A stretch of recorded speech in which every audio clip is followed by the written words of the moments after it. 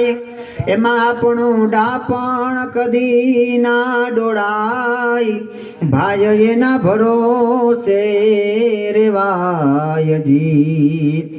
હનુમાનજી મહારાજને ભરોસો, પણ જ્યારે લંકામાંથી યુદ્ધ કરીને પાછા આવતા હતા ને એટલે કીધું કે બાપજી મારી માં અંજના ને હું રજા લઈને આવ્યો ને તો મને એમ નહોતું પૂછ્યું કે બેટા પાછો ક્યારે આવીશ, પણ મને એમ કીધું હતું કે દીકરા તારા જેવો દીકરો ને હું રામના દર્શન કર્યા વગરની મરી જાય, તું પાછો ગમે ત્યાં આવ પણ તારા રામ ભગવાનને લઈને આવજે.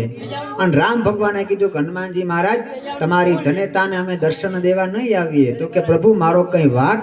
તો કે તારો વાંક એક તારા જેવા દીકરાને જન્મ આપે ને એને દર્શન દેવા આવવાનું ન હોય, એના દર્શન કરવા અમે આવીએ. સાહેબ ઈ માં છે.